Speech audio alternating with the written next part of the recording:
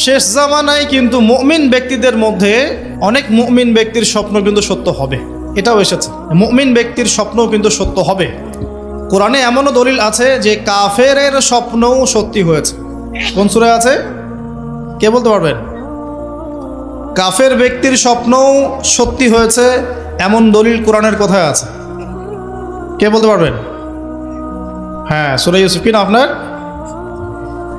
জি, আশিক।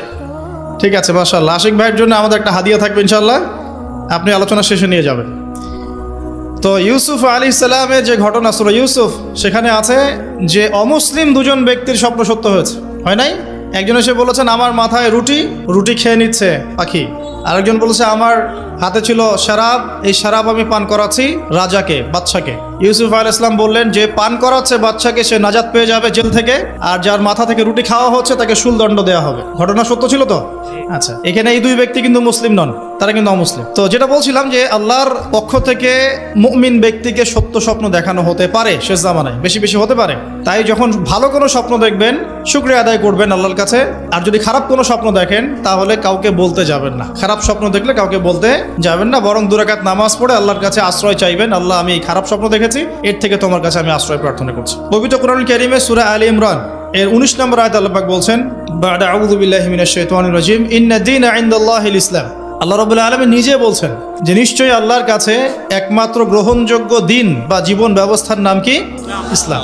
ইসলাম শব্দের অর্থ কি? আমরা বলি শান্তি। সত্যিকার অর্থে ইসলাম শব্দের অর্থ হচ্ছে আত্মসমর্পণ করা। কি করা?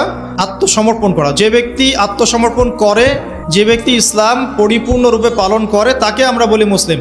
যে ব্যক্তি ইসলাম পরিপূর্ণরূপে পালন করে তাকে আমরা বলি মুসলিম। যেমন এই মুসলিম শব্দের সাথে যে নবীর নাম জড়িত সেটা হলো, তিনি হলেন ইব্রাহিম আলাইহিস সালাম। সূরা হজ পড়ে দেখবেন, হুয়া সাম্মাকুমুল মুসলিমিন, তিনি তো আমাদের নাম দিয়েছেন মুসলিম, এই জাতির নাম দিয়েছেন। তিনি আমাদের জাতির পিতা, মুসলিম জাতির পিতা। তো ইব্রাহিম আলাইহিস সালামের ব্যাপারে আল্লাহ পাক বলছেন, ইয ক্বালা লাহু রাব্বুহু আসলিম ক্বালা আসলামতু লিরাব্বিল আলামিন। যখনই আল্লাহ পাক ইব্রাহিমকে বলতেন আলাইহিস সালাম যে আত্মসমর্পণ করো, ইব্রাহিম আলাইহিস সালাম কোনো বিজ্ঞান যুক্তি দর্শন খুঁজতে যেতেন না। তিনি বলতেন আসলামতু লিরাব্বিল আলামিন, আমি বিশ্বজগতের প্রতিপালকের কাছে আত্মসমর্পণ করলাম। উদাহরণ দিচ্ছি, আল্লাহ রাব্বুল আলামিন ইব্রাহিম আলাইহিস সালামকে বলেছিলেন স্ত্রী এবং সন্তানকে জনমানব শূন্য কাবা ঘরের পাশে রেখে আসতে। ঠিক আছে, জানি তো আমরা। ইব্রাহিম আলাইহিস সালাম জানতেন সেখানে কোনো মানুষ নেই, কোনো পানি নেই, কোনো প্রাণীও নেই, না খাবার আছে, না পানি আছে, না কোনো প্রাণী আছে। এরপরেও তিনি স্ত্রী এবং সন্তানকে সেখানে রেখে আসলেন। আল্লাহ পাককে প্রশ্ন করলেন না কেন রেখে আসবো, এর পিছনে কারণ কি, যুক্তি কি, দর্শন কি, জিজ্ঞেস করেছেন? ইয ক্বালা লাহু রাব্বুহু আসলিম, যখনই আল্লাহ পাক বলেছেন আত্মসমর্পণ করো, মেনে নাও, তিনি বলেছেন আসলামতু, আমি মেনে নিলাম, লিরাব্বিল আলামিন। আল্লাহ রাব্বুল আলামিন তাকে বলেছেন যে তোমার সন্তান ছোট, হয়তো বয়স হবে 10, 12 বা 15 বছর। আল্লাহ পাক তাকে বলছেন সন্তানকে জবাই করতে হবে। কি করতে হবে? জবাই করতে হবে। তিনি চলে গেলেন, সন্তানকে বললেন, ইয়া বুনাই, হে আমার সন্তান, যার নাম ইসমাঈল আলাইহিস সালাম, ইন্নী আরা ফিল মানামি আন্নী আযবাহুক, আমি আমার স্বপ্নে দেখেছি আমি তোমাকে জবাই করছি। কি করছি? জবাই করছি। আর নবীদের স্বপ্ন কিন্তু ওহী। নবীদের স্বপ্ন কি হয়? ওহী। ওহী মানে কি? আল্লাহর পক্ষ থেকে প্রত্যাদেশ, আল্লাহর পক্ষ থেকে মেসেজ। সবার স্বপ্ন কিন্তু ওহী নয়। নবীদের স্বপ্ন কি? ওহী।